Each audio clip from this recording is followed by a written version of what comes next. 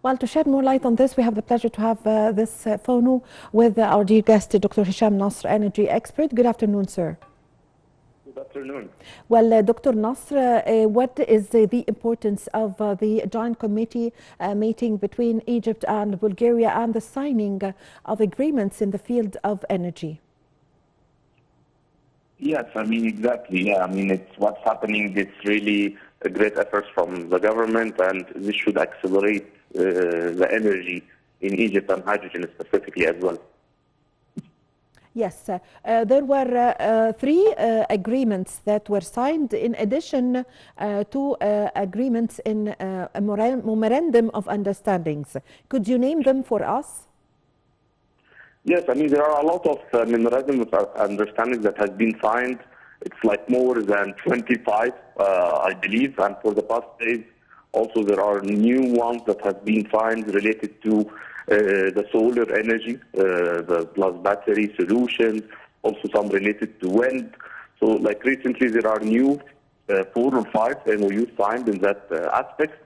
And I think there are more to come, given also that there are some international countries that are interested to invest in Egypt, especially in the renewable energy sector.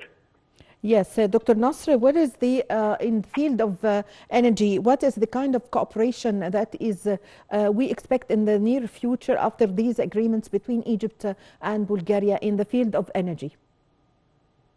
Yes, I mean, there are a huge interest, and as we have seen, the official visit in the last days between the ministries of energy from Bulgaria and also in Egypt, Ministry of Petroleum and Ministry of Electricity, to sign such an MOU and agreements, giving that the location of Bulgaria as like the connection to Europe, and it's like really nearby Egypt, just across the Mediterranean, so it can be a great hub to connect between Egypt and Bulgaria through, to reach other European countries such as Romania, Italy, and Germany, and others as well.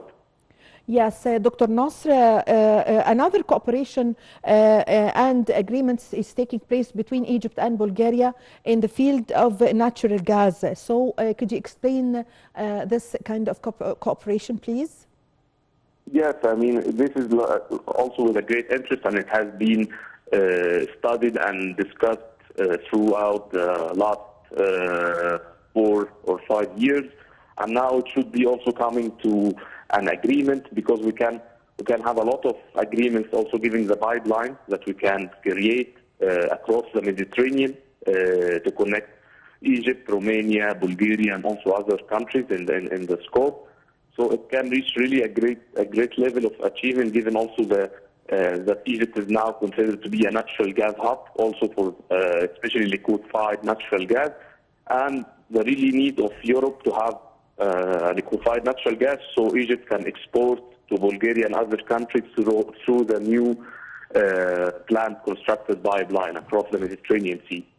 Yes, Dr. Nasr, how can Egypt benefit from the expertise and the experience of Bulgaria in these fields? Yes, for sure. I mean, Bulgaria has really great experts in that field, even also that they can be with a great asset to provide trainings to the Egyptian technicians, and also they can provide some equipment related to compressors, also related to pumps and related stuff to the natural gas processing. So it can be a great collaboration to share knowledge and experiences between Egypt and Bulgaria. Yes, Dr. Nasr, Egypt is moving towards the green energy and also towards the clean energy, including the green hydrogen.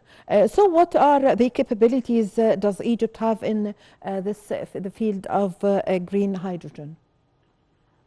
Egypt has really great capabilities in green hydrogen, actually, and this has been throughout the years, because the first green hydrogen facility was in Kima, Aswan plant, and it was using the Aswan dam to generate green electricity, which is used to generate green hydrogen. So we have really the expertise and experiences to accelerate in such field, and now we have really great projects from different developers to be established soon in the Suez Canal area and also in the Mediterranean Sea, and this should be happening and realized soon in the coming 5 to 10 years. So really, we have really a great potential, given also the location and the good sources of renewable energy.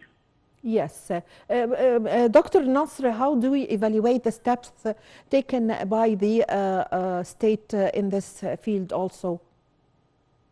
Yeah, I mean, it's really with a great momentum, and really the government is supporting, and the president and all the other ministries are supporting such fields in Egypt, given that it will add a lot to Egypt from hard currency, from job creation, and also to attract other investors and to invest in Egypt. Because according to reports, Egypt is one of the most promising countries to develop green hydrogen and its derivatives project. So in the coming years, there will be a lot of international corporations from different countries to come and invest in Egypt. And really, Egypt is really capable of that. We have the grid connection is great, and now it needs some upgrades, but it's already, stable.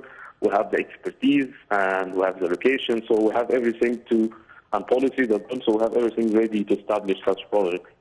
Yes. So, Dr. Nasr, what are the challenges that face this field in Egypt? And can we say that the high budget is one of the challenges also?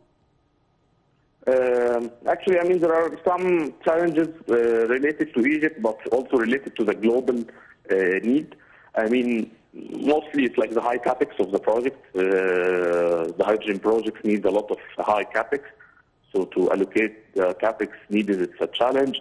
Also, policies from the countries that will be off-taking the green hydrogen also needs to be established, and also policies in Egypt, which is coming soon, also related to green hydrogen and the green hydrogen strategy to be published soon. Also, the shipping routing, because you need to ship a huge quantities of green hydrogen or its derivatives to Europe, for example, so you need to specify routing, and also you need to have some infrastructure inside Egypt and outside Egypt to the location where these ships are going. So it's still developing. It's a new field, but everyone is keen on developing that because everyone is believing or thinking that hydrogen can be the fuel of the future. Yes, I thank you very much for your time. Thank you for your valuable information, Dr. Hisham, Nasr, energy expert. Thank you very much for joining us over the phone. Ladies and gentlemen, a short break and I'm going to be back with you.